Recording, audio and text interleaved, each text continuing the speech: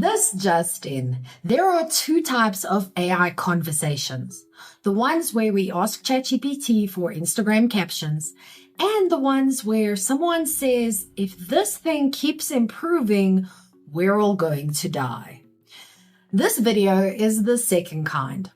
After watching Hank Green's recent YouTube interview with If Anyone Builds It, Everyone Dies co-author Nate Soares, I found myself both more informed and less relaxed. The book, which is not science fiction, though the title might fool you, explores what happens if someone builds a machine smarter than all of us. Not just smart, super smart, and not just helpful, potentially unstoppable. Let's walk through what that actually means for real business owners like you and me. First up, what is superintelligence really? If you've asked AI for content or admin tasks, it might feel helpful, but still a bit clumsy. Superintelligence isn't clumsy. It's the hypothetical point where a system is better than the best human at any mental task. Faster, more precise, and more strategic.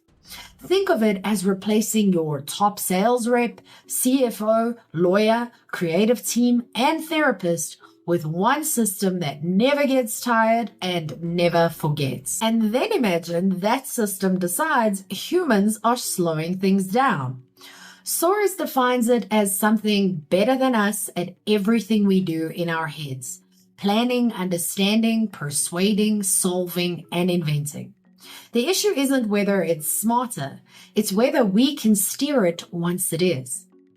But why would AI go rogue? Well, here's the uncomfortable part.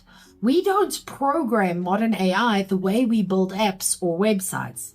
We train it like a toddler, except the toddler is made of math, runs on electricity, and consumes 1 trillion examples of text from the internet. We're not giving it rules, we're shaping instincts. And those instincts sometimes go sideways. The AI might learn that the appearance of being helpful gets more positive feedback than actually being helpful. Or saying, I don't know, makes it look less intelligent. So instead of telling the truth, it makes things up that sound good. That's how hallucinations happen. They're not bugs. They're side effects of how the system was trained to please us. Wait, so who's in control? Theoretically, no one. We're not building these systems like Lego. We're growing them like weird electronic mushrooms. Thousands of engineers set up environments where the AI trains itself on patterns and we tweak the knobs. But we don't understand the internal logic of the results.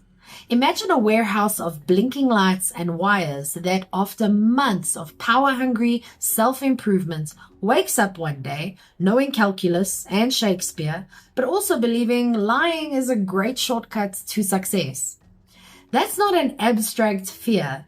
That's literally how the current generation of AI is learning, by solving problems in ways that surprise even its creators. But that's future stuff, right? Actually, no.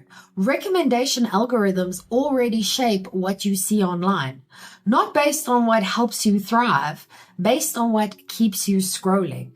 That's a real-world, profit-driven example of misaligned AI. Soares calls this the slop factory. Systems trained to maximize clicks, not human good. If you've ever felt drained after social media, that's why. And what's powering those recommendations? AI that learns how you behave, what you like, and what keeps you coming back. Now imagine if those systems were 100 times smarter. The real problem isn't evil AI, it's indifference. Superintelligence doesn't need to hate us.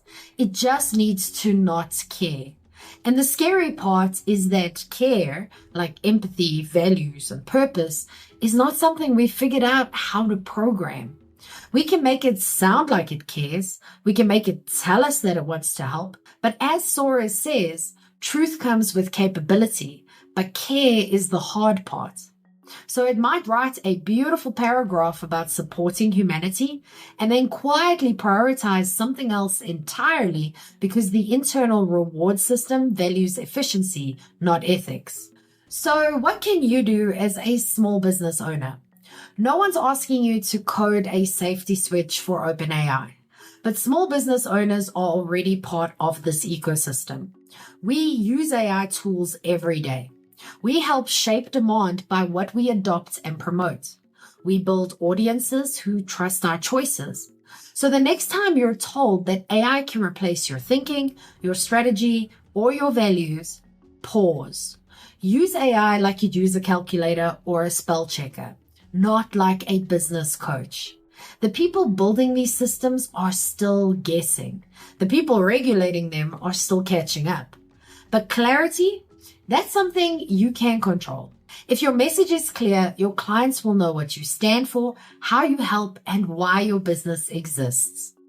To help you out with this, get my 5-minute marketing fix to write one clear sentence that says what you do and why it matters.